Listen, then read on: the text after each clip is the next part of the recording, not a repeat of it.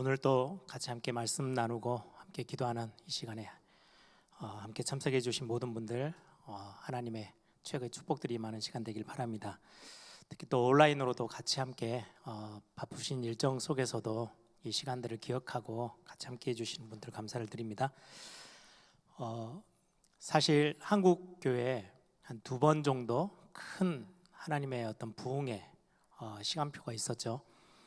1907년도가 우리 한국 땅의 조선을 넘어서서 이제 조국 땅에 굉장한 하나님의 큰 은혜가 임했었던 시간표죠. 평양 교회를 중심으로 해서 1907년도에 선교사들도 깜짝 놀랄 만큼 말씀을 사모하고 회개 운동이 일어나고 정말 하나님의 말씀 앞에 무릎 꿇었던 한국 교회가 굉장한 평양으로부터 시작해서 전국적으로 펼쳐지면서 교회들이 굉장히 큰 응답을 누리고 또 많은 교회들이 세워지는 그런 축복이 있었습니다. 그래서 제가 학교 다닐 때도 이제 제 학교는 신학과가 있는 대학이었기 때문에 자주 1907년도를 회복하자라는 그런 어떤 글들이 많이 학교 앞에 붙었어요. 그래서 저희들이 꿈도 우리 한국 교회가 다시금 말씀 앞에 부흥되어지는 시간표가 됐으면 좋겠다, 이런 것들을 꿈꿨던 제 학생 때 어떤 기도 제목이었던 것 같아요. 그러다가 같이 함께 말씀 운동을 같이 함께 시작하고 그 말씀으로 인하여서 전도 운동과 또 후대 살리는 사역들이 시작되는 게 얼마나 감사했는지요. 그리고는 한국 교회에 1970년도를 넘어서서 거의 1980, 1990년도 초반까지는 거의 한국 교회가 전 세계 교회 앞에 이렇게 중요한 응답을 보여줄 수 있는 그런 시간표였어요. 그때는 정말 얼마나 뜨거웠는지, 그때 여러분들 기억하세요? 신앙생활 좀 오래 하신 분들은 그때는 주일 성수 해야 된다, 이런 어떤 단어들이 굉장히 당연시 여겨졌던. 그럼 주일 성수라는 거는요, 유럽 교회에서는 그 말을 쓰기가 힘들었어요. 왜냐니까 오전 예배 드리면은 주일 생활이, 신앙생활이 끝이 나요. 오후에 예배하는 거, 오후에 무슨 교회에서 무슨 시간표를 가지고 있는 거 거의 없어요. 유럽 교회도 그렇고 미국 교회도 그렇고. 근데 우리 한국 교회는 주일 새벽부터 시작해서 거의 밤 시간까지 거의 하루 종일을 예배하고 말씀 나누고 포럼하고 성도들 교제하고 이렇게 지냈던 시간표였기 때문에 당연하게 주일 성수해야 된다. 그럼 주일을 거룩하게 지키라는 말이죠. 그 단어가 당연하게 여겨졌던 시대였고요. 우리 금요 기도회, 요즘은 이제 금요 기도회라는 단어를 쓰는데 그때는 금요 철야였어요. 철야는 진짜로 밤 늦게 모여서 거의 9시, 10시쯤 모여가지고 새벽 1-2시까지, 그때 조금 막 기도를 울부짖고 하는 그런 교회들은요, 북치고 막 찬양 막 엄청 뜨겁게 하고 거의 붕집회 하듯이, 그래서 주변에 주민들한테 막 컴플레인도 받고 그랬던 때가 한국 교회에 굉장히 힘이 있었던 때였어요. 그때는 금요일이면 당연히 성도님들이 와서 같이 함께 예배당에서 밤늦게까지 기도하고, 그게 어떻게 보면 교회가 든든히 세워져 나가는 굉장히 중요한 힘이었거든요. 어느 시간표에 따라서 우리도 기억하죠. 보통 주중에 우리 전도 캠프 합니다 라고 하면 많은 분들이 낮에 한 10시쯤 모여서 하루 종일 캠프도 하고 했었거든요. 현장 뛰고. 근데 지금은 그렇게 하기가 힘들어요. 거의 부모님들이, 엄마 아빠들이 싹 다 직장을 다 가지고 해야 될 만큼 지금 굉장히 사회가 많이 바뀌어 있고, 그러다 보니까 낮에 성도님들을 불러서 훈련하는 거 굉장히 쉽지 않아요. 저도 많이 고민을 하는데, 예전에는 당연하게 금요일 날 오전에는 구역장들이 다 모여가지고 예배 구역 인도자들하고 구역장들, 부구역장들이 다 와가지고 그때 이제 말씀 나누고 그 중간에 있어야 될 구역 예배를 놓고 막 이렇게 훈련하고 막 그랬던. 그럼 아침에 불러도 거의 구역 인도자들, 구역장들은 다 왔어요. 그 말은 남편들은 다 밖에 나가서 일을 하고 아내들은 여기 와서 다 이렇게 교회에서 훈련하고 또 기도하고 막 이렇게 했던. 그래서 우리 광주대교 때부터 시작했던 게 구역은 주로 이제 여자 성도님들 중심으로 모이다 보니까 남자 성도님들의 단단하게 해야 되겠다라고 해서 남전도회 중심으로 구역 예배를 만들었던, 그래서 우리 교회 어떤 특징 중에 하나였죠. 남전도회가 구역 예배를 해? 보통은 그렇게 거의 못해요. 직장 생활을 하니까. 근데 지금은 이것도 저것도 다 하기 힘들어진 시대가 됐어요. 그리고는 이제 많은 시대 주일날 하루 종일 교회가 잡고 있으면 굉장히 그거는 교회가 분위기를 모르는 교회, 눈치 없는 교회 뭐 그렇게 돼버렸고요. 금요 기도회 때 많은 성도님들이 예배당까지 오기가 쉽지 않아요. 이제 직장 생활들을 다 하다 보니까. 그럼에도 불구하고 지금 이 자리에 같이 함께 시간을 내서 예배당에 나와서 기도의 시간들을 같이 함께 해주시고, 또 바쁜 일정 속에서도 온라인으로 들어와서 영상으로 같이 함께 참석해주고 계신 분들이 있어서 너무 감사를 드립니다. 여러분들이 신앙생활의 시대는 바뀌어가도 우리 어떤 기준이 되어지는 기도하는 축복들, 또 말씀을 사모하는 축복들, 예배하는 비밀들을 여러분들이 신앙생활 속에서 꼭 잊지 말고 붙잡고 교회가 교회답게 가야 되는 부분들은, 시대는 바뀌어도 우리의 중심의 어떤 부분들은 여러분들이 꼭 마음에 담고 함께 해 주시기를 바랍니다. 오늘 계속 우리 출애굽기를 같이 함께 말씀 나누고 있죠. 우리 출애굽기 25장 함께 같이 보겠습니다.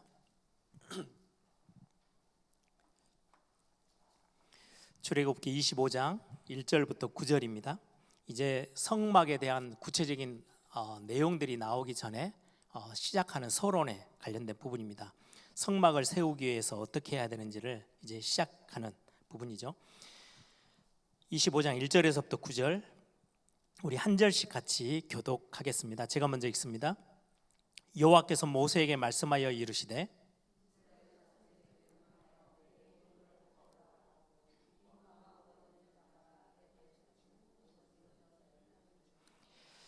너희가 그들에게서 받을 예물은 이러하니 금과 은과 놋과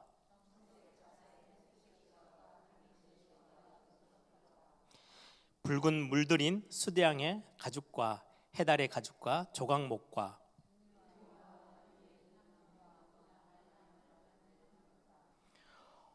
호마노며 에봇과 흉패에 물릴 보석이니라. 함께 읽겠습니다. 무릇 내가 내게 보이는 모양대로 장막을 짓고 기구들도 그 모양을 따라 지을지니라. 아멘. 제가 제목을 성막을 세우기 위하여, 이제 성막을 세우기 위해서 이제 모세에게 하나님이 말씀하시는 부분이에요. 지난주에도 말씀 나눴던 것처럼 출애굽기에 거의 긴 40장까지 있는 성경에 출애굽하는 과정은 거의 4분의 1 정도밖에 기록되지 않고요. 이제 출애굽해서 하나님의 백성이 되어진 이제 하나님과의 관계 속에서 이제 하나님은 내가 너의 하나님이 되고 너는 내 백성이 되고 내가 너와 함께 할 거야. 이게 언약의 핵심 중에 핵심이죠. 이렇게 하나님의 백성이 된 하나님의 사람들을 데리고 이제 출애굽해서 구원받았다는 말이죠. 그리고 나서는 그 하나님의 백성들이 뭘 중심으로 살아가야 되며 어떤 삶을 살아가야 되는지를 가르치는 게 출애굽기의 내용입니다. 그래서 굉장히 중요한 예배 중심, 그래서 성막을 어떻게 만들지를 말씀하고 있고요. 그리고는 이 성막을 중심으로 해서 하나님의 백성들이 삶을 어떻게 살아가야 되는지를 말씀을 주고 계세요. 이제 처음 출애굽해서 이제 광야 땅으로 딱 나오자마자 시내산으로 부르시죠. 시내산에서 하나님과 이스라엘 백성이 이제 언약을 맺어요. 딱 어떤 거하고 비슷하냐니까요. 시내산의 언약은 지금으로 따지면 두 남자 여자가 만나서 이제 사랑을 시작하면서 야 이제 우리가 떨어져서 살기 싫다. 결혼을 해서 결혼 생활을 하자. 이제 부부의 연을 맺자. 그래서 결혼식을 합니다. 그래서 결혼식 때 모든 증인들 앞에서 서약을 하죠. 당신하고 나는 뭐 예전에 보면은 뭐 검은 머리가 팥뿌리가 되도록 절대 헤어지지 말고 이상한 짓 하지 말고 우리 영원히 이 언약을 지키고 한 가정을 지켜내자. 이렇게 해서 모든 증인들 앞에서 결혼에 대한 언약식을 합니다. 그러면 결혼 전체를 두고는요, 결혼식은 하나의 퍼포먼스고 굉장히 큰 행사일 뿐이에요. 그것도 굉장히 중요해요. 그럼 더 중요한 거는 그렇게 서약하고 그리고 나서 두 사람이 함께 살아가는 결혼 생활이 훨씬 더 중요해요. 그래서 하나님께서 이스라엘 백성들을 나는 너의 하나님이고 너는 내 백성이야, 내가 너와 함께 할 거야, 이거를 구체적으로 언약을 맺자 해서 시내산에서 언약을 맺습니다. 그게 이제 지난주까지의 메시지 안에서 언약식을 거행했죠. 그리고 나면 이제 중요한 거는 하나님의 백성과 하나님과의 관계 속에서 이제는 언약을 맺은 신랑 신부처럼 살아가야 되는 게 굉장히 중요해요. 하나님과 함께하는, 영적으로 보면 결혼 생활이에요. 하나님이 신약에서도, 저 성경에서도 하나님은 신랑, 우리는 신부, 교회는 신부가 되어지고 예수 그리스도는 신랑이 되어져서 같이 함께 이제 그 결혼 생활을 해 나가는 거죠. 그 삶을 어떻게 살아가야 되는지, 세상으로 말하면 결혼식을 했고 결혼식을 한 두 부부가 결혼 생활을 어떻게 해 가야 되는지를 설명하는 게 출애굽기로부터 시작해서 레위기 계속해서 이 말씀들이 나와요. 그래서 여러분들이 우리가 신앙생활함에 있어서 시내산의 언약도 굉장히 중요합니다. 그 언약을 세웠기 때문에 그 언약을 중심으로 해서 삶을 살아가는 거, 하나님의 백성으로 하나님의 자녀로 살아가는 게 얼마나 중요한지를 이제 설명하기 위해서 오늘은 지금 이제 성막이라는 것들을 가장 먼저 언약이 딱 언약식을 끝내자마자 바로 그 언약을 맺은 두 당사자가 어떻게 살아가야 될지를 가르치기 위해서 성막을 짓게 하시는 내용이 오늘 본문의 내용입니다. 성막을 이렇게 지어라, 서론적으로 성막을 짓게 하시는데요. 출애굽기 오늘 25장에서부터 27장까지 이 내용은 이제 바로 전에 24장 제일 앞부분에 보면요, 40일 동안 하나님이 모세를 시내산 위로 부르세요. 백성들은 저 밑에 있으라 그러고 불러서 십계명도 주시고 언약에 대한 모든 내용들을 다 주시고 나서 실제로 성막을 어떻게 만들어야 되는지를 아주 구체적으로 모세에게 가르치세요. 성막은 이렇게 지어야 돼, 문은 어디 쪽 방향으로 내야 돼, 그리고는 기둥을 어떻게 세우고 어느 정도 길이로 어느 정도 넓이로 다 성막에 대해서, 그리고 성막 안에는 뭐가 있어야 되고 다 성막을 구체적으로 설명해요. 이제 설계도를 거의 이때는 주신 거죠. 그리고는 거의 출애굽기 35장부터 시작해서 36장 정도 돼요. 40장 마지막까지는 실제로 이스라엘 백성들이 모세가 받아온 그 설계도대로 성막을 지어요.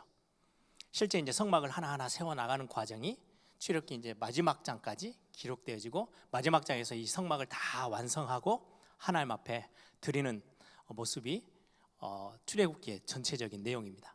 그래서 거의 뒷부분은 성막 세워지고 실제로 성막에 대해서는 가르쳐 주시고 그리고 구체적으로 성막을 세워 나가는 장면들이 이제 나와져 있는 거죠. 그리고는 이 성막을 세워놓고 그 뒤에 나오는 레위기서는 이 성막이 이제 세워졌어요. 그럼 그 안에서 행해질 예배는 어떻게 해야 되는지, 그리고는 예배만 드리는 게 아니고 하나님과의 임재를 확인하는 하나님의 백성들이 그러면 삶을 어떻게 또 살아가야 되는지, 삶의 규례, 그걸 보고 율법이라고 그래요. 하나님의 백성은 이렇게 살아야 해. 주변에 있는 모든 우상 숭배하는 사람들과는 달라. 너희들은 거룩한 백성이야. 그래서 성도라고 하는 거예요. 거룩한 자들이기 때문에 하나님이 따로 구별돼서 세상 사람들과는 달라. 너희들은 그래서 예배 중심으로 해서 어떻게 삶을 살아가야 되는지를 가르치는 게 이제 레위기서에 나오기 시작해요. 그래서 출애굽기에서 레위기로 연결되어지는 건 굉장히 중요하죠. 그렇게 가르치던 게 나중에 이제 광야 세대 사람들이 다 선조들이 죽고 후대들이 가나안 땅을 들어가야 되는데 이 부분들에 대해서 희미해져 있는 부분들이 많아요. 그래서 다시 한번 재확인시키는 게 신명기서의 내용이에요. 그래서 이제 그렇게 해서 모세 오경이 전체적으로 그림이 그려지게 되죠. 오늘 한번 내용을 한번 같이 함께 보겠습니다.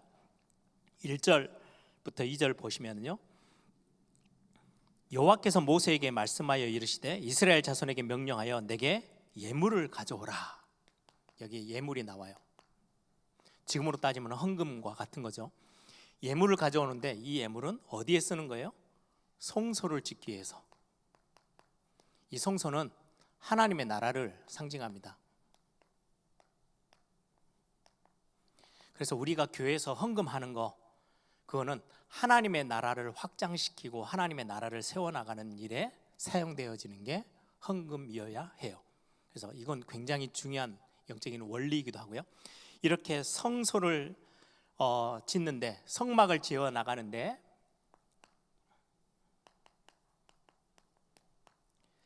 예물을 가져오라라고 하셨는데, 이 예물은 이제 제일 값진 것부터 금, 은, 놋, 그리고는 여러 가지 준비할 것들을 다 가져오게 하는데요. 2절에 보시면 굉장히 중요한 단어가 나와요.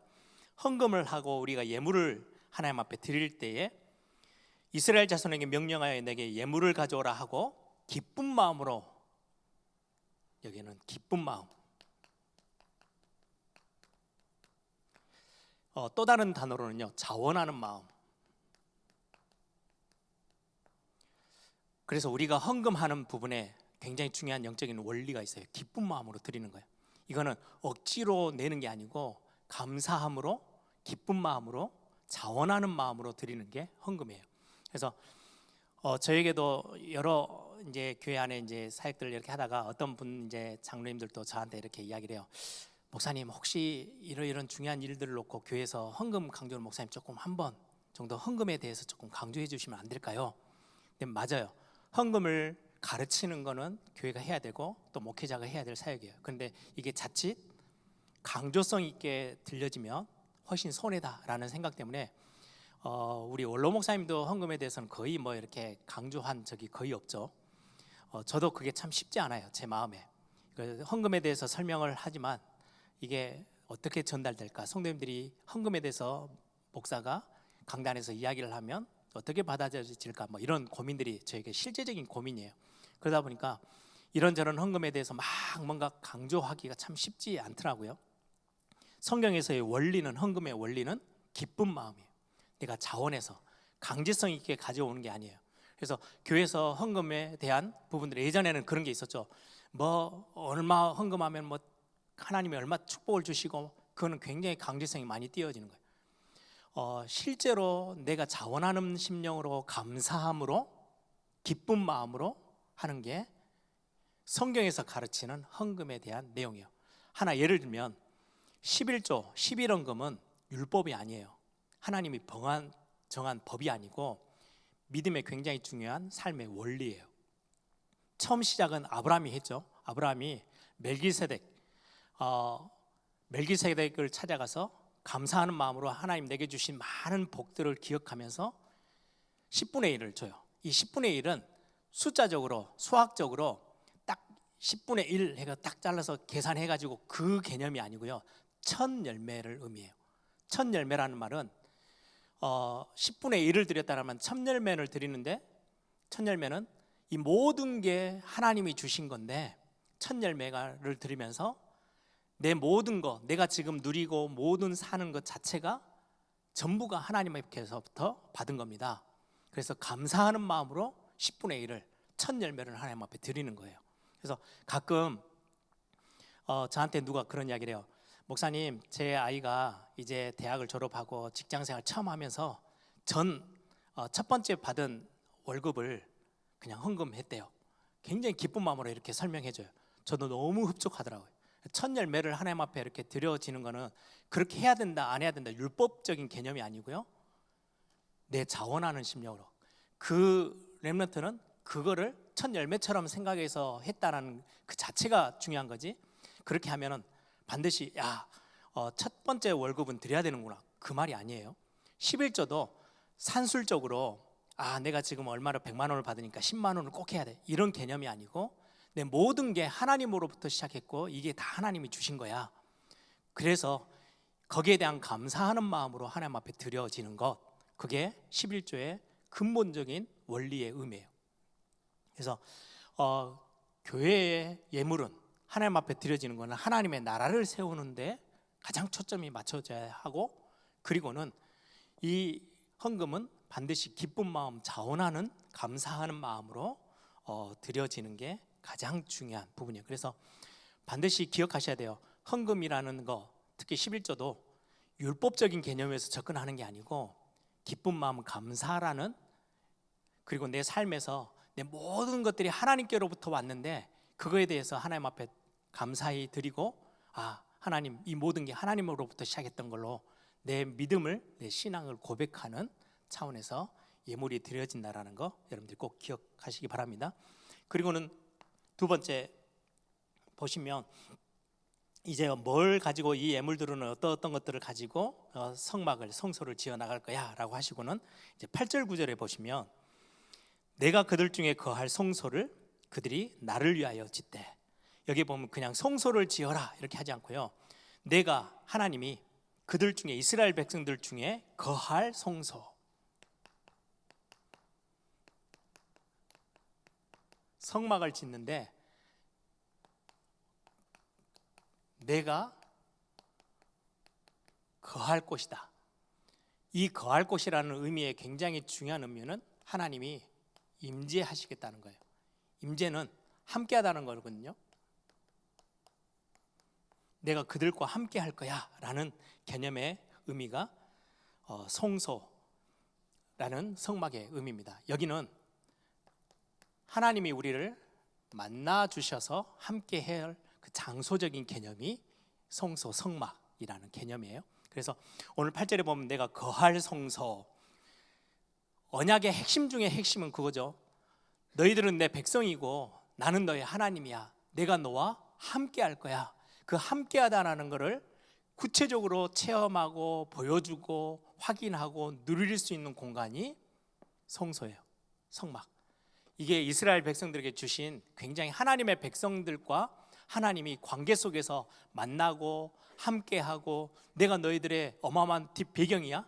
내가 싸울 때 너희들을 앞서서 싸우고, 너희들이 움직일 때 구름기둥 불기둥으로 인도하는 것처럼 완벽하게 내가 너와 함께하면서 인도할 거야. 하나님이 임재하셔서 함께 하신다는 그 증거를 보여주는 최고의 장소가 성막, 성소라고 성경은 설명하고 있어요. 근데 이 부분을 보면 가장 최초, 지금 여기는 이제 보여지는 성막이 이제 광야길에 이제 세워지죠. 근데 이게 처음이 아니고요, 가장 완벽한 성막, 성소의 그림이 나와요. 그게 창세기에 나와요. 그게 뭐냐니까, 에덴 동산에서 하나님이 인간을 하나님의 형상대로 창조해 놓고 함께 하시고 같이 교제하고 같이 함께 거니는 그 그림이 에덴 동산의 그림이에요. 그게 성소의 성막에 나중돼서 이게 결국 에덴 동산이 성소, 성막으로, 그리고 이게 건물화 되어지는 게 성전, 그리고 이제 나중에 예수님 시대 때 건물은 필요 없고 진짜 성막에 그 하나님이 임재하시고 함께 하신다는 그 최고의 영적인 핵심은 그리스도를 통해서, 그래서 이 그리스도가 세우신 게 바로 교회예요. 이제 그렇게 에덴 동산에서 쭉 교회로 연결되어지고, 작은 교회는 저와 여러분의 성도를 의미하죠. 저와 여러분이 교회고 성전이라고 신약 성경에 와서는 새 언약 속에서는 그렇게 설명하고 있어요. 그리고는 이게 완성, 다시금 그리스도를 통해서 완전 하나님의 나라가 이루어지고 하나님과 함께하는 진짜 성전, 성소가 확인되어지는 작업이 요한계시록 뒷부분에 보면 에덴 동산의 똑같은 그림이에요. 길에 막 어마어마하게 금은 보석으로 되어진 길이 나오고, 거기 하나님이 함께하는, 임재하는 천국의 그림들, 하나님의 나라 완성된 그림들이 요한계시록에 나오게 되죠. 그래서 여기 보시면 창세기 우리 3장 한번 잠깐 앞으로 가볼까요? 에덴 동산에서 그냥 단순히 에덴 동산은 뭐 살기 좋은 곳 이게 아니고요, 하나님의 형상으로 창조된 인간과 함께하는 완벽한 모습의 성전, 성소의 모습입니다. 창세기 3장 8절 찾으셨으면 우리 함께 같이 읽겠습니다.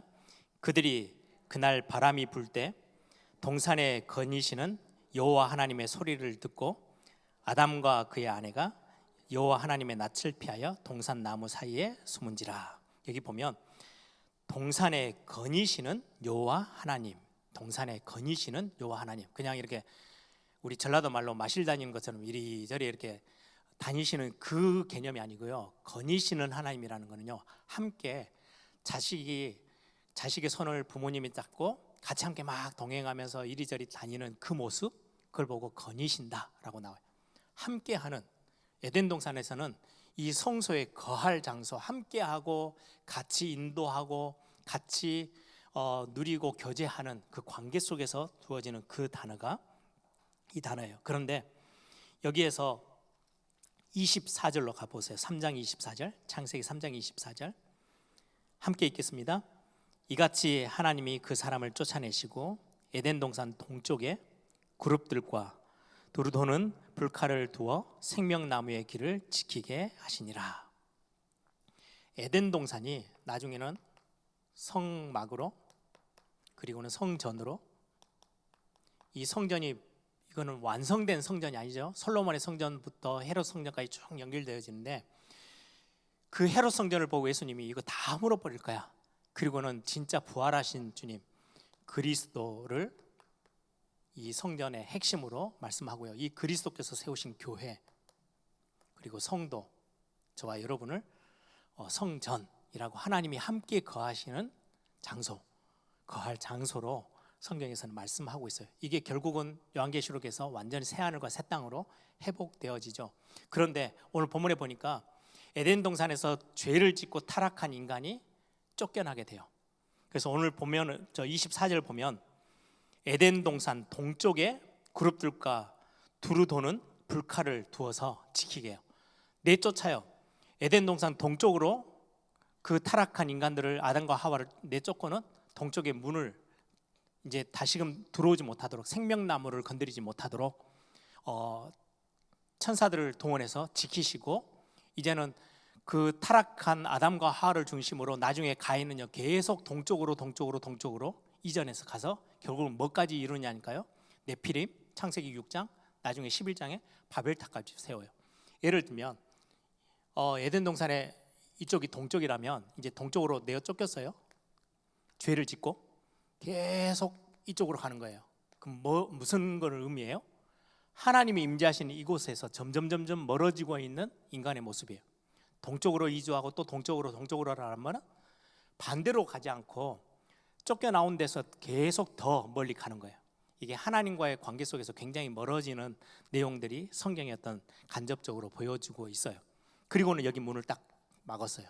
그룹들을 통해서 이 안에 들어와서 생명나무를 붙잡고, 타락한 상황에 생명나무를 붙잡고 영원히 망하지 않도록 하나님께서 문을 막으셨죠.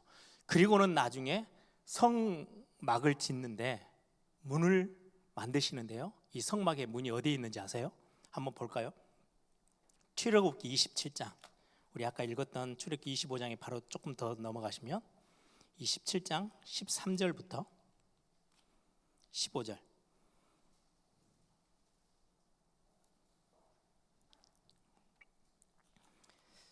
13절부터 14절 15절 같이 27장 13절부터 읽습니다. 동쪽을 향하여 뜰 동쪽의 너비도 50규빗이 될지며 문 이쪽을 위하여 포장이 15규빗이며 그 기둥이 셋이고 받침이 셋이요, 문 저쪽을 위하여도 포장이 15규빗이요 그 기둥이 셋이요 받침이 셋이며. 여기 보면 문이라는 단어가 계속 나오죠. 성막의 문은 딱 한 군데인데요, 그 문을 어디에 열어요? 동쪽으로 열어요. 처음에 쫓아낼 때 이 동쪽에 있던 이 방향대로 성소의 성막의 문을 동쪽으로 열고, 그리고는 다시금 성막으로 들어올 때는 이 문을 향해서 들어가는 거죠. 근데 나중에 신약으로 가면서 성막의 문, 성전의 문은 누구를 의미하냐니까요, 그리스도를 의미해요. 성막은 사각형으로 이렇게 돼 있는데 문이 동쪽에만 열려 있어요. 다른 데로는 들어가지 없어요. 이 문으로만 성막, 성소에, 성전에 들어갈 수 있어요. 이 성전의 문을 그리스도 양의 문, 그래서 짐승들을 피를 뿌리고 다니는 그 양문이 예수 그리스도를 상징해요. 피를 흘려서 우리의 모든 구원의 길을 여신 그분을 통해서만이 하나님을 만나러 갈 수 있다는 걸 전체적으로 성경 전체 내용에서 설명하고 있죠. 그래서 성전문, 이 방향도 오늘 내용에 보면 굉장히 성경에서 아주 뭐 몇 규빗 다 설명하면서 문은 동쪽으로 열어라, 동쪽에다 두어라. 그 동쪽에다가 열어서 그게 이제 전체적인 큰 구원의 그림 속에서 그려지고 있음을 성경은 우리에게 보여주고 있죠. 마지막 세 번째 보시면 우리 9절을 한번 25장 9절을 한번 같이 보시면 무릇 내가 내게 보이는 모양대로 장막을 짓고 기구들도 그 모양을 따라 지을지어다라고 말씀하고 있어요. 성전을 모세에게 지금 불러서 하나씩 하나씩 내 모양대로, 내가 지시한 모양대로 짓고 지시한 모양대로 세워라. 성전을 지을 때 하나님이 그려주신 그 모양, 이 단어는 굉장히 익숙한 단어죠. 창세기 1장에 보면 하나님의 우리 인간을 하나님의 형상대로 우리의 모양대로 짓자. 그래서 여기에 보면은 성전과 하나님의 형상, 하나님의 모양 굉장히 중요하게 연결되어져 있어요. 우리 고린도전서 6장 한번 같이 한번 볼까요? 고린도전서 6장 19절에서 20절. 바울은 이 부분을 두고 어떻게 설명하고 있는지를 한번 같이 함께 살펴보겠습니다. 고린도전서 6장 19절 20절. 우리 찾으셨으면 같이 함께 읽겠습니다.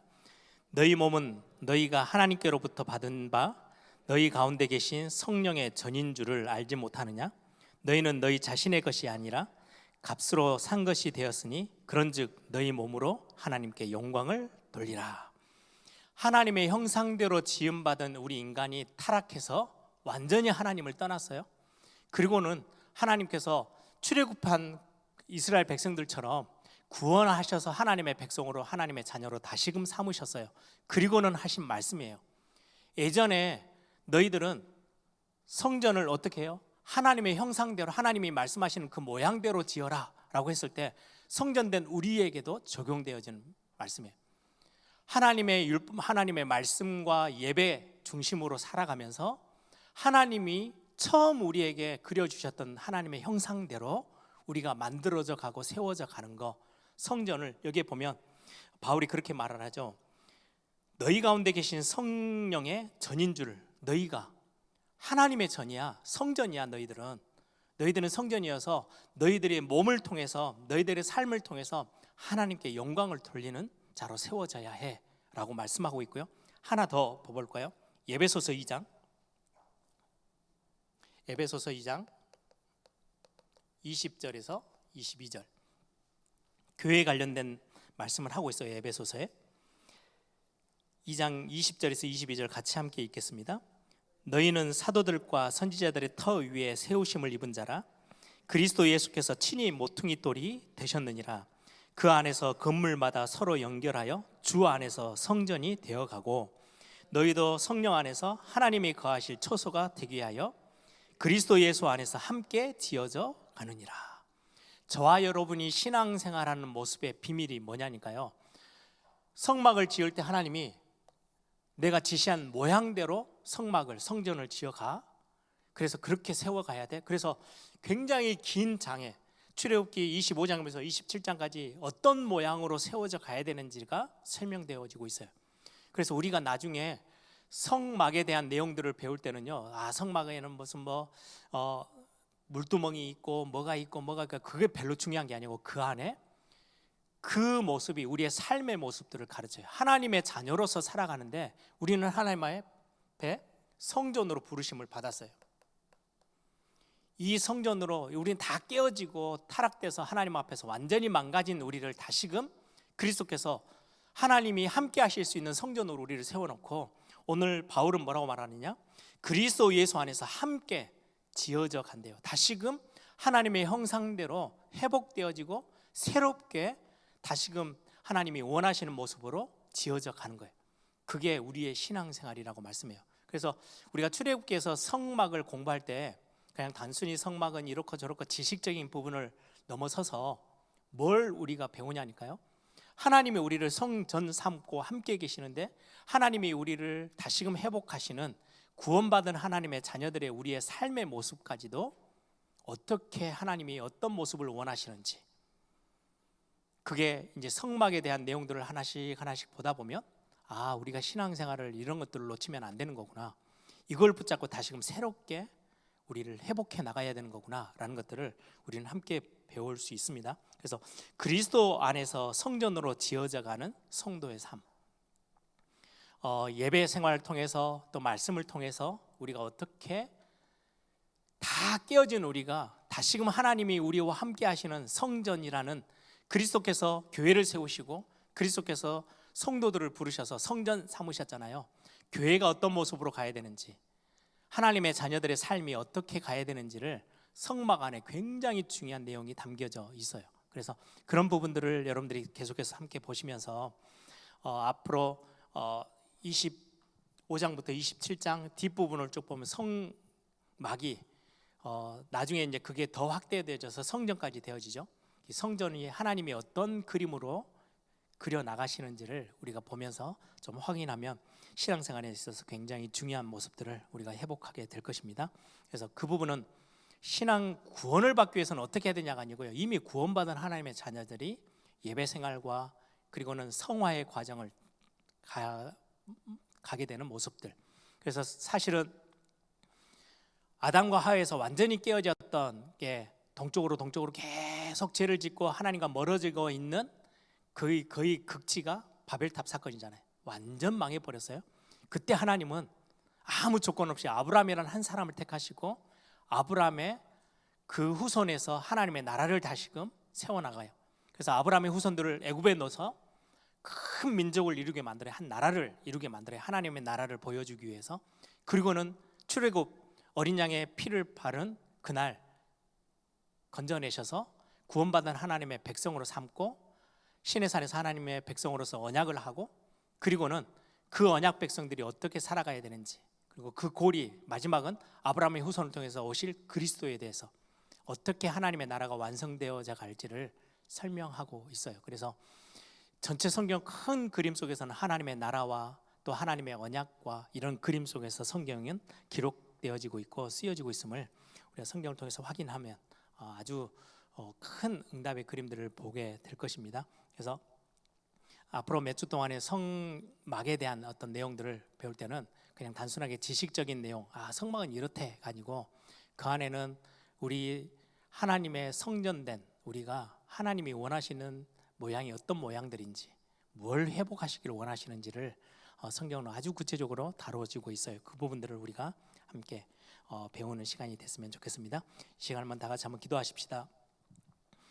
구원받은 하나님의 자녀를, 저와 여러분이 어떤 예배 중심의 삶을 살아야 되고 어떻게 우리가 하나님의 자녀답게 살아가야 되는지를 이제 출애굽기 안에서도 구체적으로 우리를 다루고 계세요. 중요한 하나님과의 만남, 하나님이 우리와 함께 하시는 그 함께 하심의 비밀들이 이제 성경을 통해서 하나씩 구체화 시켜 주시는데, 우리가 말씀을 읽고 말씀을 함께 나누고 공부하는 시간에도 우리의 믿음이 더 성장하고 하나님이 우리와 함께 하시는 그 비밀들을 다시 한번 더 깊이 찾아내고 누리는 그런 성경을 배워나가는 시간이 되게 해달라고, 금요일 날 또 이 말씀을 듣고 함께 기도하는 시간에 우리의 기도에 큰 힘을 얻게 되어지는 시간 되게 해달라고, 이 시간에 다 같이 한번 통성 함께 기도하겠습니다. 살아계신 아버지 하나님,